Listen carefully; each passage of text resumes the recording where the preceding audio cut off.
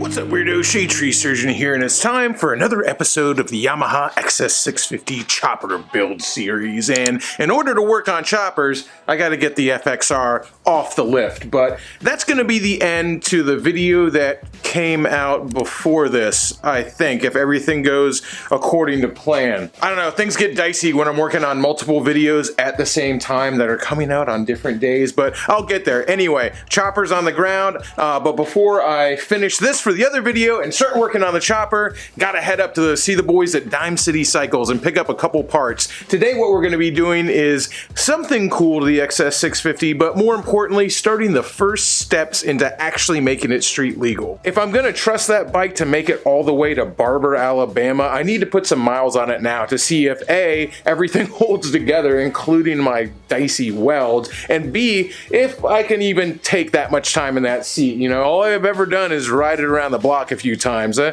kind of want to put a couple hundred miles on it before I just dive right in to go into another state. So anyway, what we got to do to make it street legal is give it lights that work. It does have the magneto, but it still needs a little bit of an electrical system. It's still going to have a rectifier. It's still going to have a capacitor in order to run brake lights and headlights. So luckily the boys at Dime City Cycles have everything I need to make that happen. See you guys up there. All right, up here at Dime City, always cool going through this warehouse. Kind of reminds me of Indiana Jones with all the motorcycle parks stacked up here. But we got my man Norton, who you might remember from the video where we laced my wheel. Hey, what's going on? And he's up here showing me something very, very cool that they just got in. Oh my God, dude, look at that. Oh, the CBX, man. What a wild motorcycle. Transversely mounted 6-cylinder engine. It doesn't even look like it belongs in there. You're just like, what is that? It's so big. What is that doing in there? Was this originally a sidecar setup? That's what I was about to. Let me see if I can make it look like it did earlier. No. Yeah, this was a sidecar thing, man. I mean, personally, I wouldn't want it to have a sidecar on it if it was my personal bike, but that's freaking cool, man. I imagine there's not a whole lot of CBX sidecar setups out there. No, there's not. Now, Honda did make a sidecar from Honda that went with this. With the CBX? Very rare, yeah. Oh. Yep. Now that's a Honda OEM part that you could order. So obviously they got their work cut out for them restoring that CBX, but I'm gonna beg them for a turn on it once it's up and running. We'll see what we can make happen. If you guys want to see old Shadetree Surgeon on the CBX, make sure and leave a comment down below so the Dime City guys will read it. Then they have to let me do it. All right, while that CBX was certainly very cool, it's time to mess with something that has a few less cylinders. I got a whole bunch of new parts for the bike from Dime City. I've also got some other stuff that I've gotten in the mail, and I'll kind of go over everything I'm going to attempt to do today anyway. I don't know how far I'm going to get because I think I've got more stuff to do than I have time to do it in today. One of the main reasons I went up to Dime City was to pick up this. This is a combination taillight and license plate bracket for the XS650 because you gotta have brake lights and you gotta have a license plate. So I'm going to try to get this mounted up even though I'm not going to do the wiring today. And if you're going to have a brake light, you gotta have some way to actuate it. So I got a couple of different options that I'm going to try out for different brake light actuation switches. I don't want to have a banjo bolt on the handlebars. I think that banjo bolt pressure switches look really ugly, especially on handlebars. So I have to have one of these somewhere on the bike. They're ugly and I'm not sure how I'm going to mount them on there, but I've got a couple different options. So I'm just going to see what I can do and try to hide it as best I can. Another part I got that I'm super excited to put on this bike is this new 2-in-1 intake. And if you'll notice, it is shaped a little funny. That's because it bolts onto the engine and the carburetor actually sits and hangs off the side. I think it's a really cool look. This intake's from Joe Wiseguy.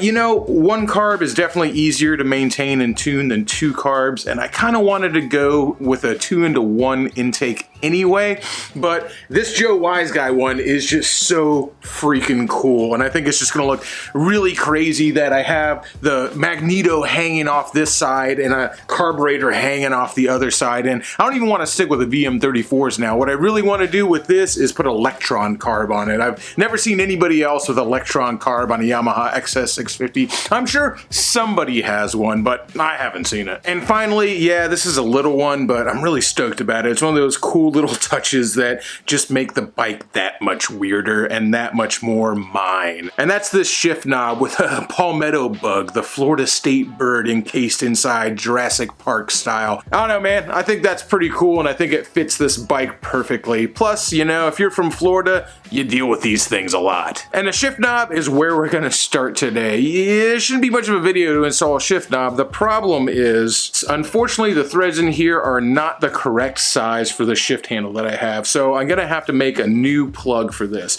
And normally this is something that I would have never attempted. I just would have gone, damn, this doesn't work, and just kind of been like, that sucks, and given up. But one of the things that this bike has taught me in working on this bike is where there's a will, there's a way. So I'm gonna go ahead and fabricate a new bung for this, because not only is it the wrong thread size, but when you take this off and you look at the threads on here, in order to fit on properly, it's gonna need something that's much longer to thread all the way on. So I'm gonna see what I can do. I know having two grinders seems like an absolutely ridiculous extravagance, but being able to have one with a cutting wheel and one with a flap wheel at all times is really nice.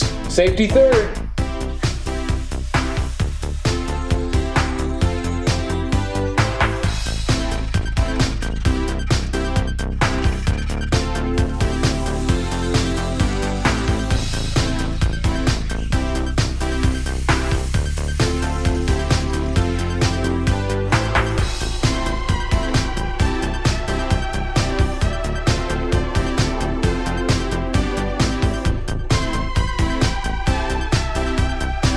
That right there is why I'm wearing a mask for this one too.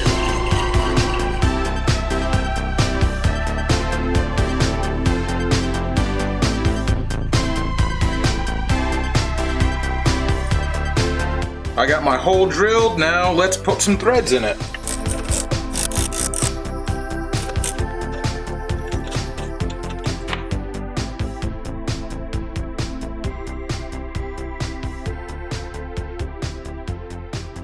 And we got threads. All right, that sucker is on there. You know, I'm way prouder of that than I should be, just because it's just a milestone kind of thing for me, you know, because before, when something didn't fit, you just go, oh well, it doesn't fit. And now I go, well, you know what? I can make something that makes that fit. So I did. Feels pretty good, man. Next up on the docket, let's see if I can do something about this rear brake light situation, or the lack thereof, rather. All right, first things first, let's go and bust into this package and see what all it comes with. We got our tail light, and it even comes with a license plate illuminator. Our actual license plate mount. So I guess all this other stuff is just various ways to mount it. You can mount it up like that, or you can mount it sideways. But I like this look. This is what we'll be doing, is like that. So. I know you can clamp it on, or you can weld on a slug. Well, before I go welding anything, I think I'm gonna try the axle mount that this comes with. So it does come with this, it's an axle mount. You can also weld that slug on, but before I showcase my less than stellar welding skills again, I'm just gonna give this a whirl. And that's what I was worried about. You see the way my sissy bar mounts here, I'm not sure if this is gonna work out for me over here. Oh, I mean, it's on there, but I kind of wanted it leaned back a little bit instead of straight up and down.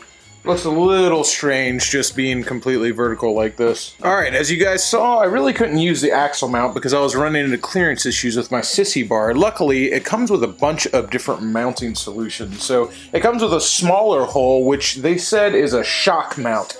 But where it will fit perfectly is on my sissy bar bolt. So I think I'm going to try mocking it up here at first and see how it looks. The one thing I am worried about is whether there's enough threads on this bolt to accommodate both of these at the same time. I might have to get a longer bolt. Yeah, I think that'll be actually plenty.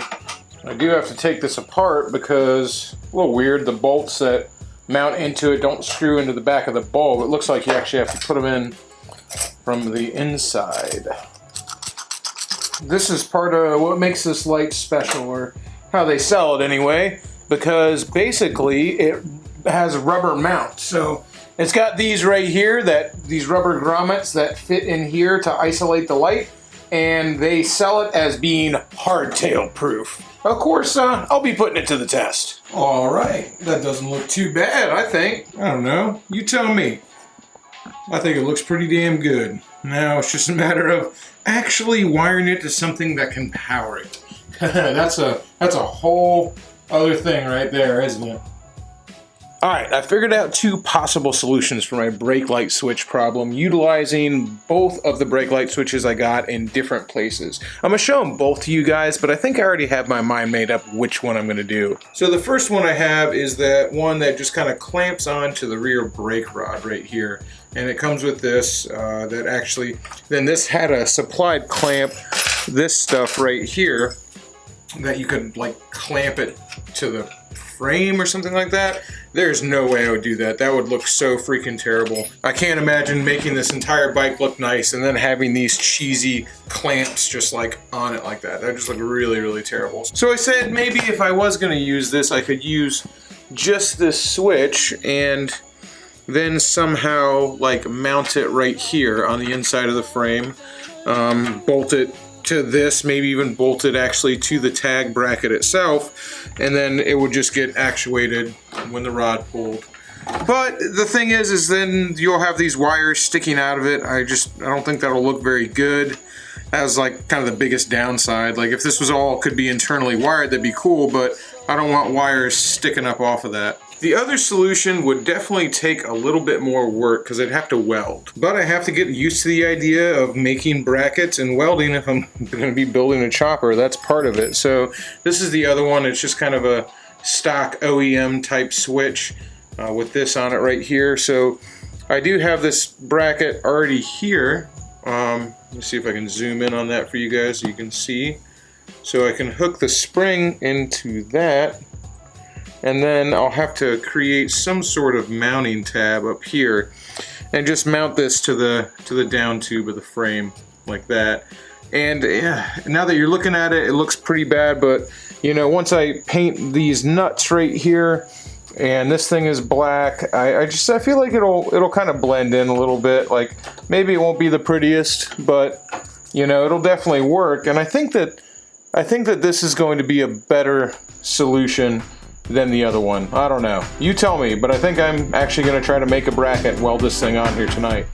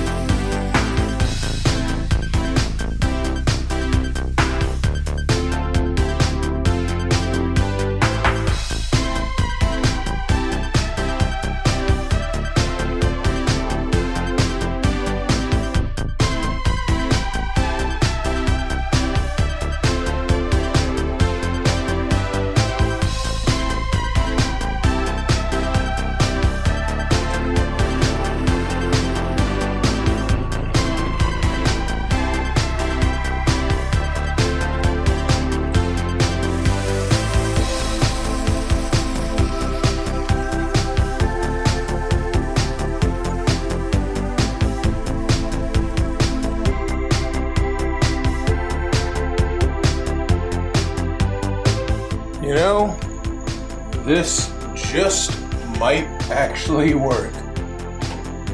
I don't know, man. Let's weld her up and find out.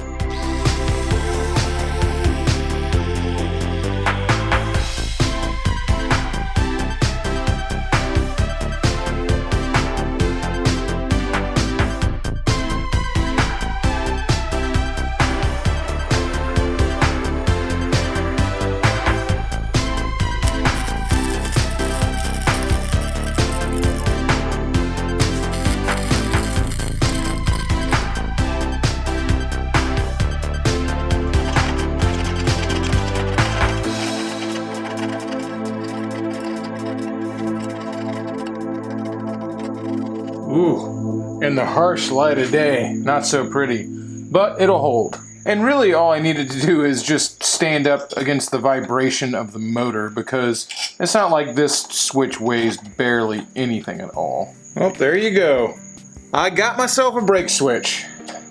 Man, that feels pretty good. All right, guys, I think that's gonna go ahead and do it for this episode of the XS650 chopper build series. I'm beat. I've got to work tomorrow, but I still feel pretty good about today. I'm taking the W. I've been taking a lot of those lately and feels pretty damn good. I've got my tail light on, I've got my brake switch mounted. The brake switch, I know you guys probably don't care that much about it, but that was keeping me up at night trying to figure out how I was gonna do that. So the fact that that is pretty much done and the brake switch is in is a huge weight off my shoulders. Now I don't have to think about it anymore. Stay tuned for the next episode, because we're gonna be putting on that Joe Wise Guy 2-in-1 intake, and I'll be letting you guys know how it works. And I'm gonna hit up Lectron and give him to make a card for this bike. I think it's gonna be pretty cool. Till next time, y'all, keep it weird.